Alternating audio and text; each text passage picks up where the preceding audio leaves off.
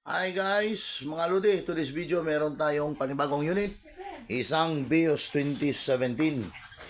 So meron tayong nire-rescue, dito lang, taga-ate lang, dito lang sila sa gilid ng daan. Nire-rescue natin kasi sabi ng may-ari dyan, hindi na raw siya makatakbo. So ayan, pasok mga Nakmar boys. Sinilip-silip nila agad yung makina. Tsaka ano kaya nakikita nila. At saka in-scan.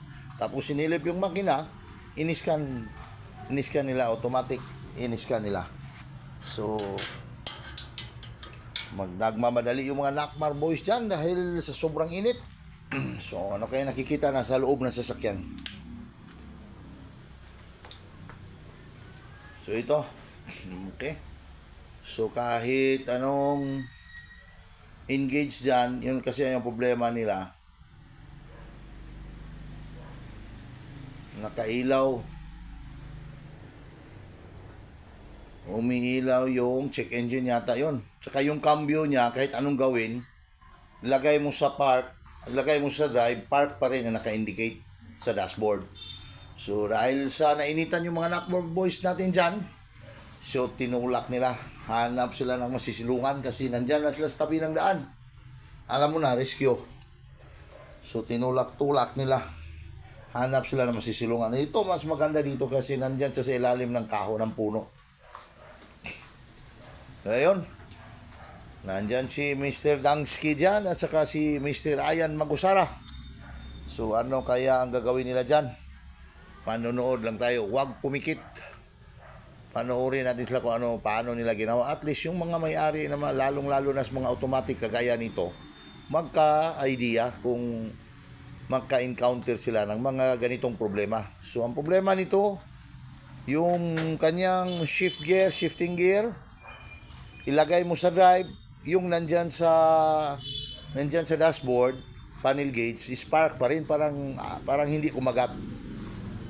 So kahit anong hila-hila ang gagawin nyo dyan, nakapark pa rin.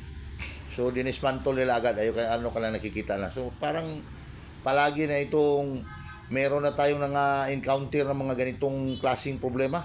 Madali lang yan, wala tayong dapat palitan. So sa diskarte lang yan kung paano para hindi makabili ng pesa.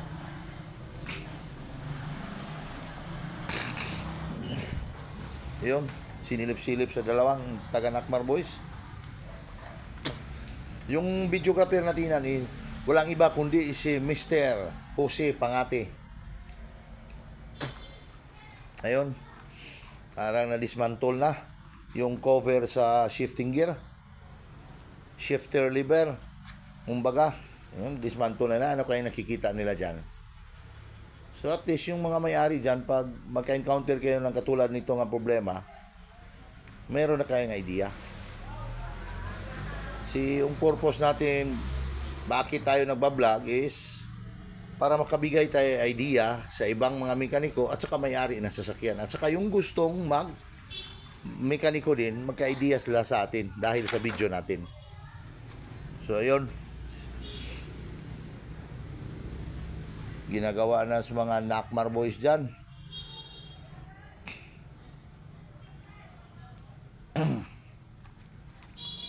Yun lang ang problema. So parang simple lang. So again, yung problema nito, kahit ilagay mo sa drive, park pa rin ang naka-engage dyan sa panel gauge, park pa rin ang naka-indicate. So yun ang problema. So in-scan, tapos ginawa ng solusyon, in-scan naman. So parang to give you an idea, bushing lang nilagay natin dyan kasi yung bushing niya sa shifter is napudpo dahil nasa kalumaan. Alam mo naman, yung plastic dyan, plastic engineering, dahil sa kalumaan, masisira yan kasi magbibrittle yan.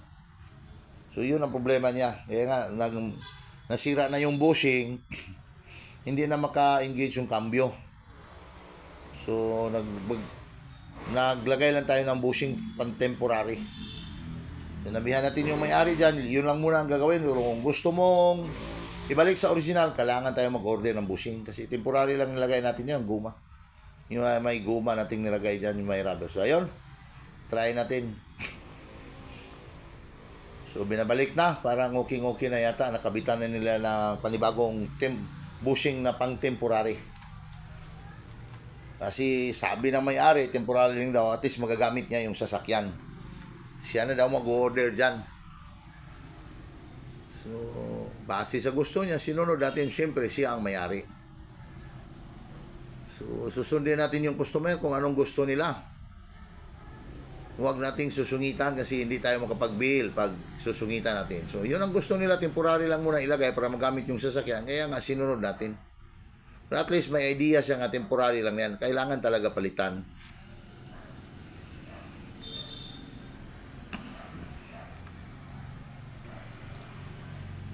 So, ito. Ina-start na. So, nakapark niya na. Start! Wala pa. So, ito. Ayun, oh. Ito. Okay. Nakapark, reverse, at saka neutral. Okay, okay na. Drive, park, at saka neutral, kumakagat na. Naka-indicate na dyan sa kanyang panel gauge. So, kasi yung dati kanina, kahit ilagay mo sa drive, park pa rin. So, ito, naka-function na lahat. So, ito, kasi function na lahat. So, alam na this, ano susunod gawin. So, ayun. Road test mga Nakmar boys. Tingnan natin yung gawa nyo. Kung kumakagat ba lahat ng cambio dyan. So, road test na tayo mga Nakmar boys. Ayun, pinatakbo na nila. Kung okay ba yung gawa nila. So, parang goods. Wala nang umiilaw sa dashboard. So, mukhang okay na yung problema nito. So, nasusolve nila. So, another satisfied customer. So, maraming salamat, ma'am, sir, sa tiwala nyo sa Nakmar Auto Parts and General Merchandise. So, tinuturo-turo pa. Ngayon ang problema dati. So, balik mga Nakmar boys. Kasi hindi na kailangan yan road test tayo sa malayo dahil cambio lang ang inayos natin dyan. Simple lang, sobrang napaka-basic. Wala masyadong problema. Wala kang idea, ay matatagalan ka sa problema na ito. So, ayun yung service natin.